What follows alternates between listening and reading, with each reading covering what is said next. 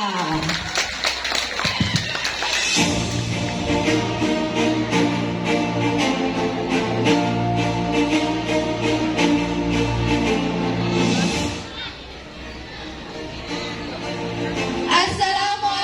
warahmatullahi wabarakatuh.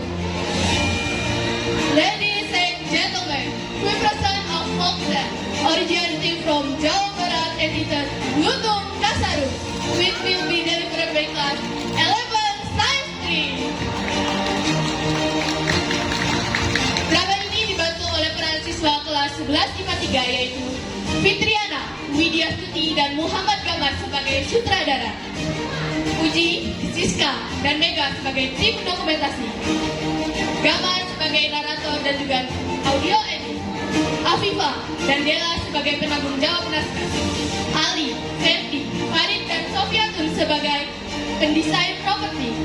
Dibantu juga oleh Siska, Nabila, Awa, Nila, Husnia, Najwa, Dea, Isa, Alung, Sultan, dan Mukayadi sebagai rakyat dan tim properti. Hadirin, mari kita sambut para pemeran cerita rakyat Lutung Kasarung. Muhammad Gamar sebagai Prabu Tapak Agung, Afifatul Zahra sebagai Permaisuri,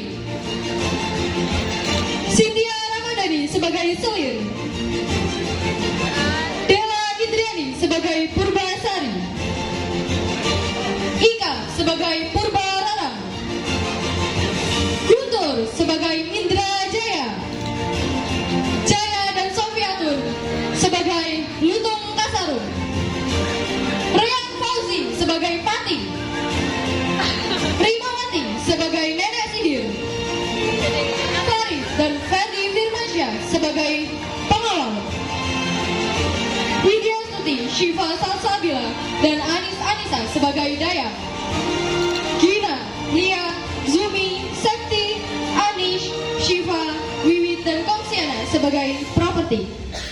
Hadirin, mari kita saksikan penampilan dari kelas 11 IPA 3.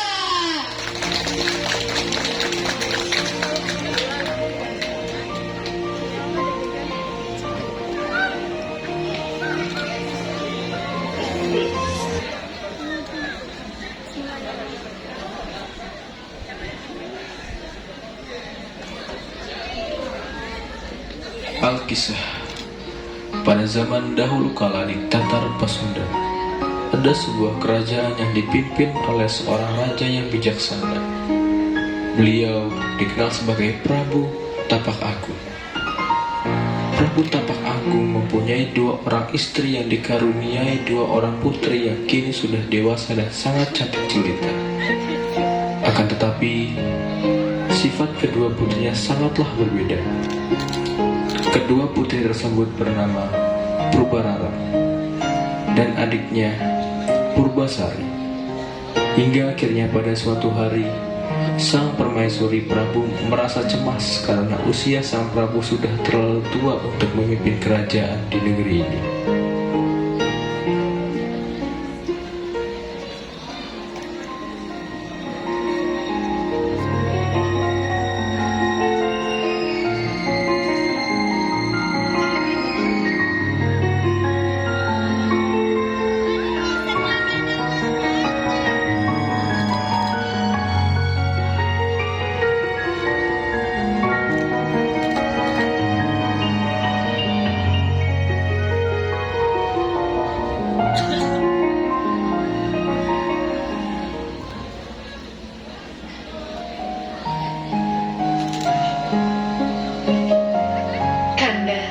Sepertinya usiamu sudah tua untuk memimpin kerajaan ini. Bagaimana jika kita serahkan saja kerajaan ini kepada salah satu putri kita? Iya Kanda, bagaimana kalau Kanda turun tahta sekarang untuk lebih fokus pada kesehatan Kanda saja? Kalian benar, istri-istriku. Sebaiknya kita serahkan saja tahta ini kepada Purbasari, putri bungsu kita. Tetapi, bagaimana dengan Purbarara? Mengapa Purbasari? Bukankah Purbararang putri sulungmu lebih pantas untuk menerima tahta itu? kita sudah merawat mereka sejak kecil. Jadi, kita sudah tahu sifat-sifat mereka. Dan menurutku, Purbasarilah yang pantas untuk meneruskan tahtaku. Baiklah, Kanda. Kita berdua izin keluar dahulu. Baiklah.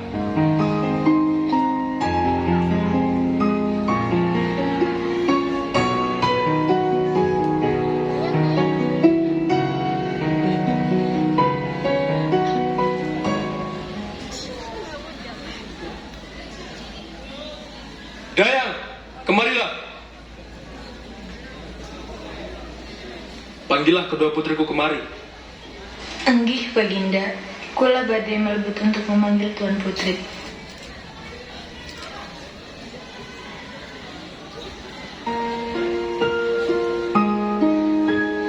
Ada apa Ayahanda memanggil kami berdua kemari? Begini putriku, usia ayah sudah semakin tua untuk memimpin kerajaan. Ayah akan mewariskan tahta ini kepada Purbasari. Apa? Ayah sungguh tidak adil. Aku ini anak sulungmu, tapi ayah malah menyerahkan tata ini kepada Purbasari. Ayah, ayah, ayah kenapa? Ayah, bangun, bangun ya ayah, ayah, ayah jangan tidur lagi. Ayah, ayah jangan tinggalkan kami, bangunlah. Jangan pergi, Kanda. Tidak mau pergi, Kanda. Kanda jangan, tidak Kanda. Ayah Purbararang dan Purbasari pun meninggal dunia karena serangan jantung.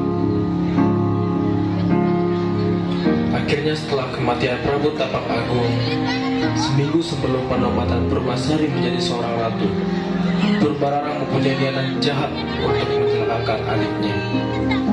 Ia bersama tunangannya pergi untuk mencari seorang nenek sihir di tengah hutan dengan harapan dapat membantunya dalam menjalankan niat jahat Purbararang menggagalkan penobatan Purbasari sebagai seorang ratu kerajaan.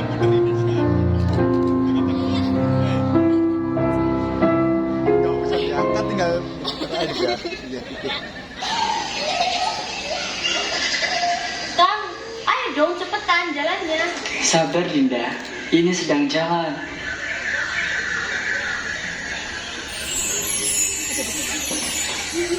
Kakang, look it. Sepertinya kita sudah menemukan rumah nenek sihir itu. Iya sudah, let's go Dinda.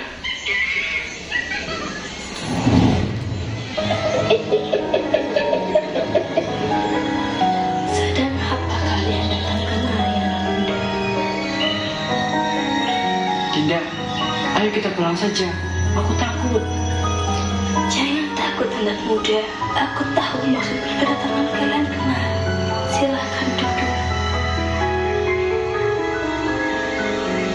Kalian pasti ingin mencelakai seseorang. Wah, nenek ini hebat sekali ya. Belum dikasih tahu maksud dan tujuan kami, tapi nenek sudah tahu. Ini, berikan ramuan ini kepada Purbasari. Dia akan mengolah kulit yang melepuh. Ya sudah, ini ada kepingan emas untukmu.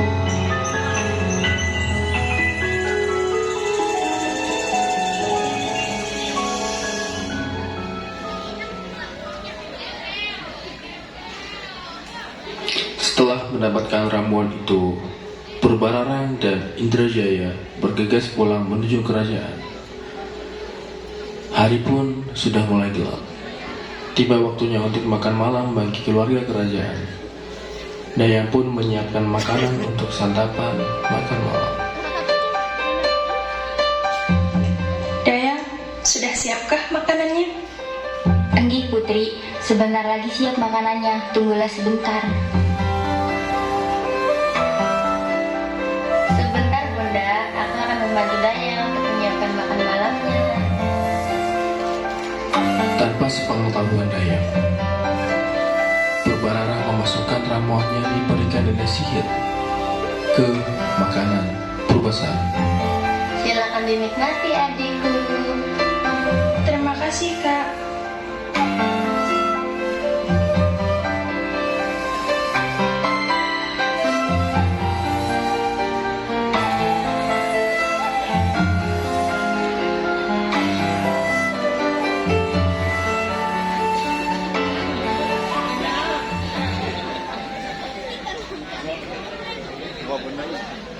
Hingga keesokan harinya, di kerajaan pun sebentar terdengar heboh bau amis yang menusuk hidung.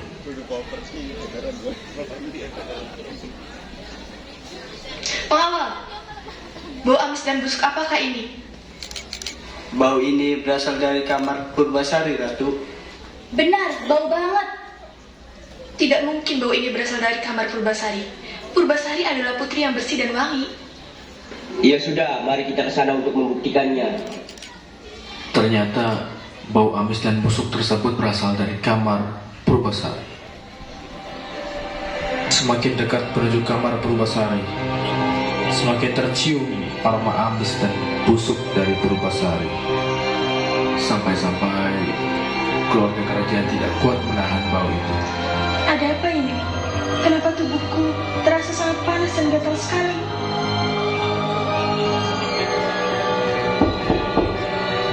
Tuan Putri, bisakah kau membukakan pintunya sebentar? Ya Tuhan, bagaimana ini? Sudahlah, jangan terlalu lama.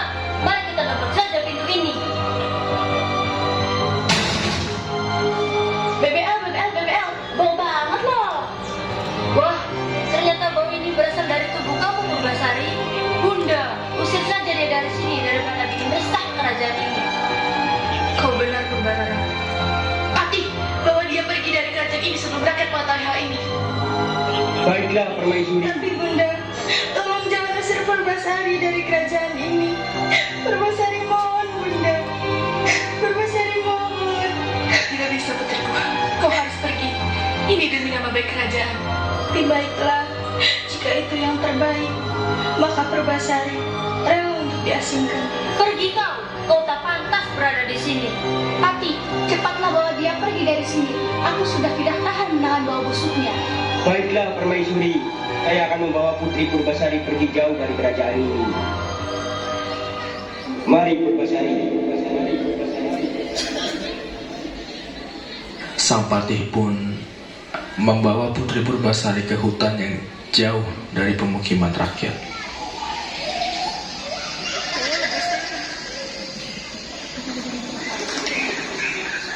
Sampailah Patih dan Purbasari di hutan. Lalu sang Patih membuatkan rumah dari kayu pohon untuk tempat tinggal Purbasari. Purbasari, tinggallah kau di sini. Paman akan mengirim persediaan makanan untukmu. Jagalah dirimu di sini baik-baik. Penderitaan ini akan segera berakhir. Bersabarlah. Baik, Paman. Terima kasih atas semuanya. Pergilah. Aku tahu kau pasti tidak kuat mencium bau busuk badanku ini. Sang Patih pun pergi kembali ke istana. Di tengah hutan belantara, Purbasari hidup dengan damai yang ditemani oleh berbagai macam hewan. Di antara hewan tersebut ada seekor kera berbulu hitam yang misterius. Hah? Siapa kamu? Kenapa kamu ada di sini? Kau tidak perlu takut, Putri. Aku tidak akan melukaimu. Kau bisa berbicara. Benar.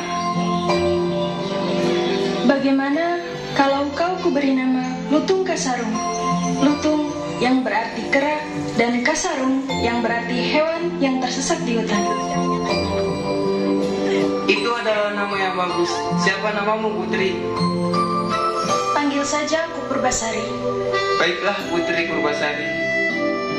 Setelah itu Lutung Kasarung selalu menggembirakan Purbasari dengan mengambilkan bunga-bunga yang indah serta buah-buahan bersama teman-temannya.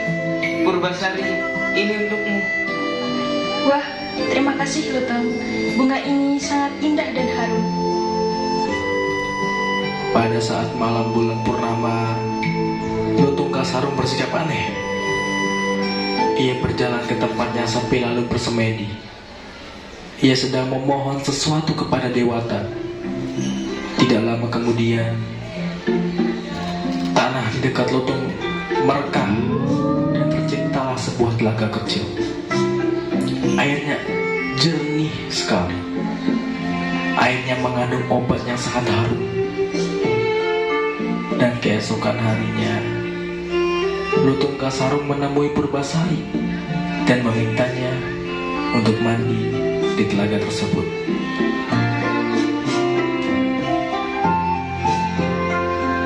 Purbasari, berendamlah kau di situ. Apa manfaatnya bagiku? Cepatlah segera kau ceburkan dirimu ke telaga itu. Baiklah, akan kuturuti kemauanmu.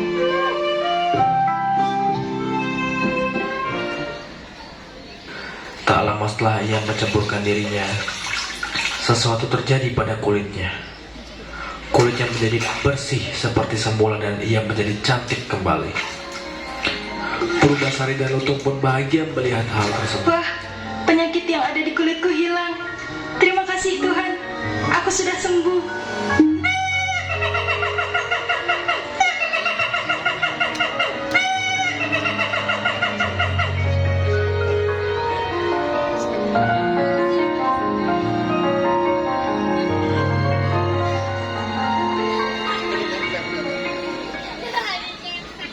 Setelah beberapa saat penobatan Purbararang sebagai ratu di kerajaan, Purbararang memutuskan untuk melihat adiknya di hutan.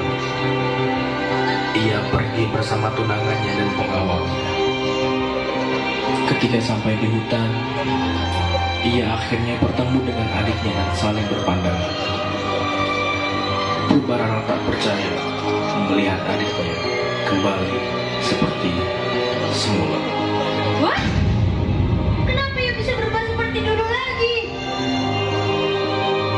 Kau tidak perlu tahu bagaimana aku bisa kembali seperti ini.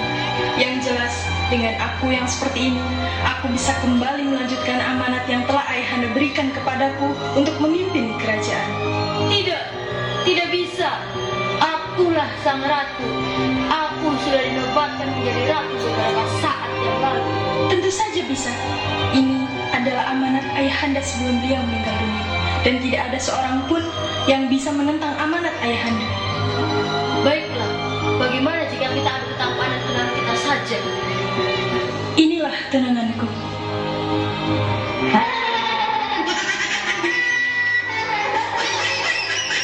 Jadi, monyet itu tunanganmu?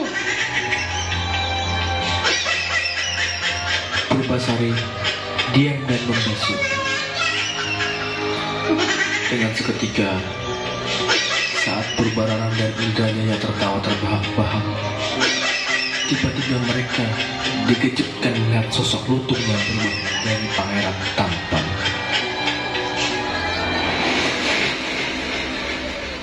Akulah wujud asli dari seekor lutung, dan aku akan segera melamar Purbasari.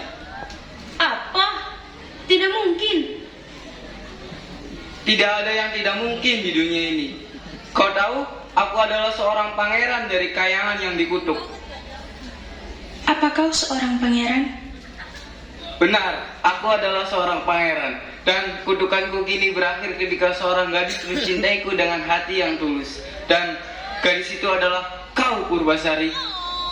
Lalu untuk apa aku meracuni makananmu, jika pada akhirnya kau menemukan kebahagiaanmu? Jadi selama ini kau bilang lagi semua ini Purbararang. Mengawal, tangkap dia dan hakimi dia di kerajaan. Baik, tidak, ini bukan salahku. Ini salah Purbararang. Dasar biadab, kau juga ikut-ikutan dalam masalah ini. Diam kalian berdua.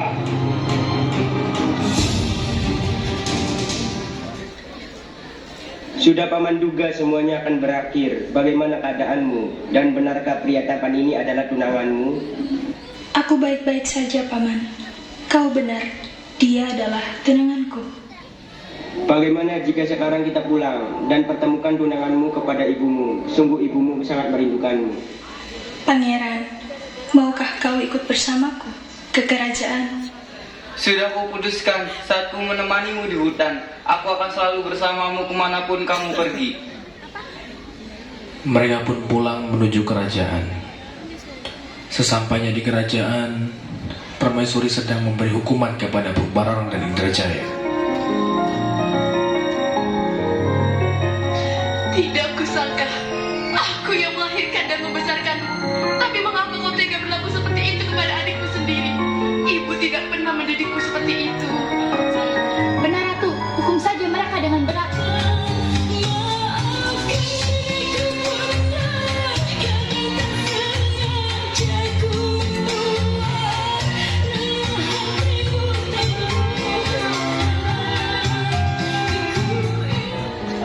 Bunda, tidak usah dihukum. Aku telah memaafkan mereka semua. Kamu memang putriku yang baik, dan kamu memang pantas memimpin kerajaan ini dibandingkan kakakmu itu. Tetapi hukum harus tetap dijalankan agar mereka jerah. Apa yang dikatakan ibumu memang benar. Mereka telah banyak melakukan kesalahan. Mereka pantas menerimanya. Pengawal, sekarang bawa mereka menuju penjara. Baik, Pati.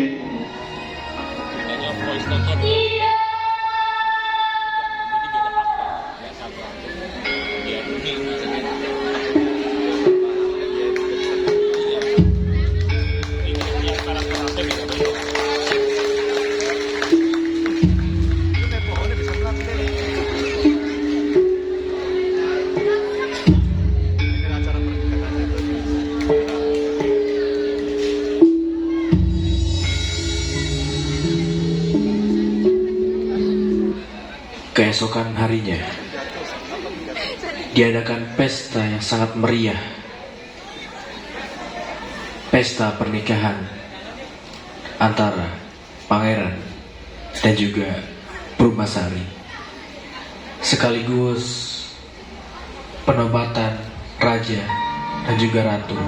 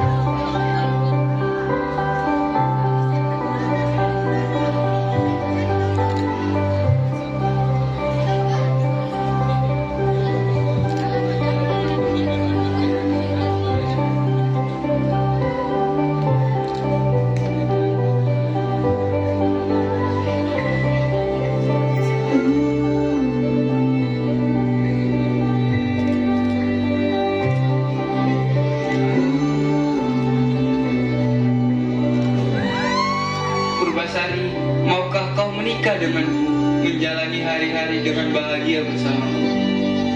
Tentu, Pangeran. Aku bersedia. Dengan ini kalian resmi menjadi pasangan suami istri.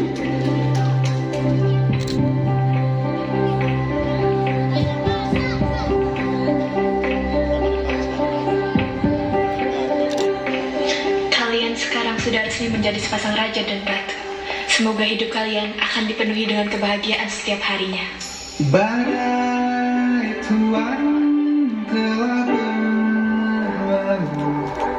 Salahkah ku menuntut mesra?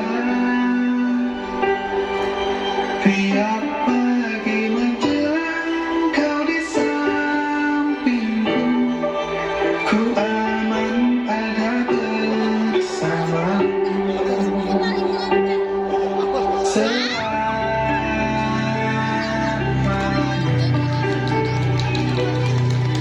Sampai kita tua, sampai jadi debu, ku di yang satu.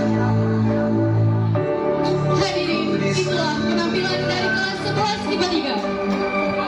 Pesan moral yang dapat kita ambil adalah setiap perbuatan buruk janganlah dilawan dengan perbuatan buruk juga.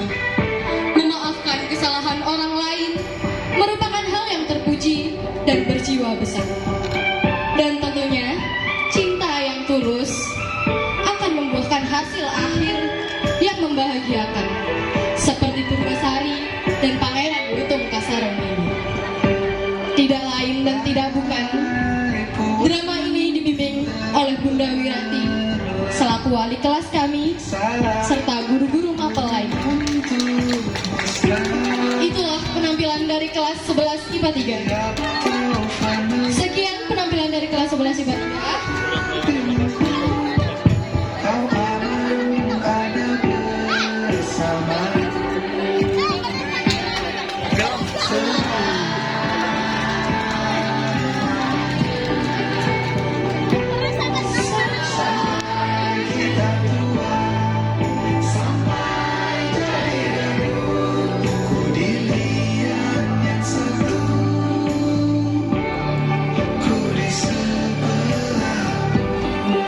Terima kasih. Wassalamualaikum warahmatullahi wabarakatuh.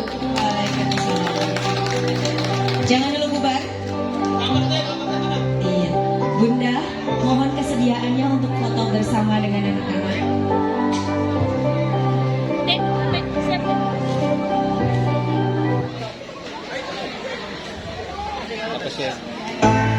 Kita tua, sampai jadi debu, di yang satu.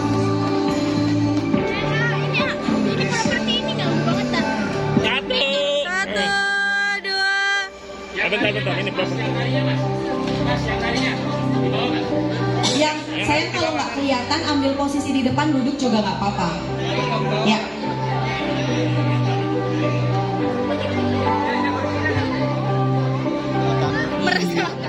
Semua penari. Nah, jadi biar semua kelihatan. Ini kalau ketutupan sama pohon, boleh agak mepet. Serong aja sayang, serong. Nah, begitu. Nah ya. Lihat ke depan. Ya, lihat ke arah kamera. 1, 2, 3. Oke. Gaya bebas. Gaya bebas. 1, 2, 3. Oke. Nah. Oh, 3. 3. 3. 1, 2, 3. Oke. Oke, luar biasa. 11 IPA 3.